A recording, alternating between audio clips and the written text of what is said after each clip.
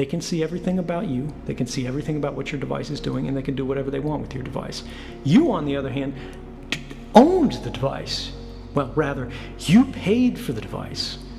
But increasingly these corporations own it, increasingly these governments own it, and increasingly we are living in a world where we do all the work, right? We pay all the taxes, we pay all the costs, but we own less and less. And nobody understands this better than the youngest generation.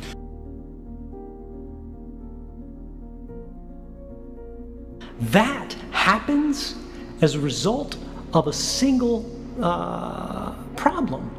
And that problem is an inequality of available information. We have a problem, guys. This should be a much more simple process.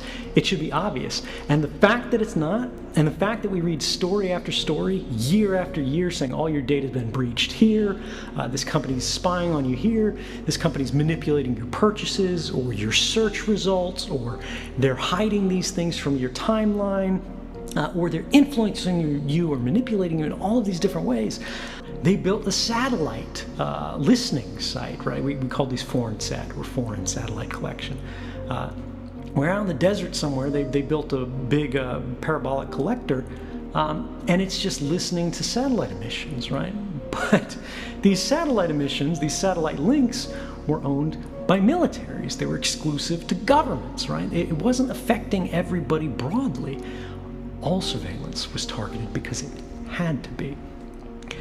What changed with technology is that surveillance could now become indiscriminate. It could become dragnet. It could become bulk collection, which should become one of the dirtiest phrases in the language if we have any kind of decency. But we were intentionally, this was intentionally concealed from us, right? The government did it. They used classification. Companies did it. They intentionally didn't talk about it. They denied these things were going. They said, you agreed to this, and you didn't agree to nothing like this. I'm sorry, right? They go, we put that terms of service page up, and you clicked that.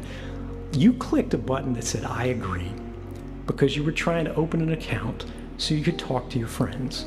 You were trying to get driving directions. You were trying to get an email account. You weren't trying to agree to some 600-page legal form that even if you read, you wouldn't understand. And it doesn't matter even if you did understand, because one of the very first paragraphs in it said, this agreement can be changed at any time unilaterally without your consent by the company, right? They have built a legal paradigm that presumes records collected about us do not belong to us. This is sort of one of the core principles on which mass surveillance from the government's perspective in the United States is legal. And you have to understand that all the stuff we talked about today, the government says everything they do is legal, right? And they go, so it's fine.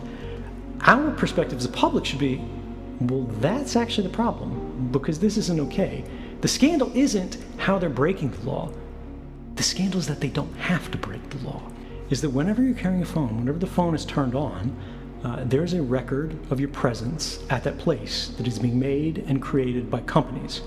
It does not need to be kept forever, and in fact, there's no good argument for it to be kept forever, but these companies see that as valuable information, right? This is the whole big data problem that we're running into, and all this information that used to be ephemeral, right? Where were you when you were 8 years old, you know? Where'd you go after you had a bad breakup? You know, who'd you spend the night with? Who'd you call after? All this information used to be ephemeral, meaning it disappeared, right? Like the morning dew, it would be gone. No one would remember it. But now these things are stored. Now these things are saved. It doesn't matter whether you're doing anything wrong. It doesn't matter whether you're the most ordinary person on earth, because that's how bulk collection, which is the government's euphemism for mass surveillance, works. They simply collect it all in advance in hopes that one day it will become useful. Your primary threats are these bulk collection programs. Your primary threat is the fact that your phone is constantly squawking to these cell phone towers. It's doing all of these things because we leave our phones in a state that is constantly on. You're constantly connected, right? Airplane mode doesn't even turn off Wi-Fi really anymore. It just turns off the cellular modem. Nobody has a privacy right for anything that's held by a company. And so long as they do that, companies are going to be extraordinarily powerful and they're going to be extraordinarily abusive. And this is something that people don't get. They go, oh, well, it's data collection, right? They're exploiting data. This is data about human lives. It is data about people. These records are about you. It's not data that's being exploited.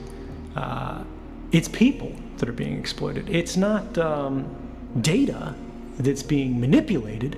It's you that's being manipulated. And this is something that I think a lot of people are beginning to understand. Now, the problem is the companies and the governments are still pretending they don't understand or disagreeing with this.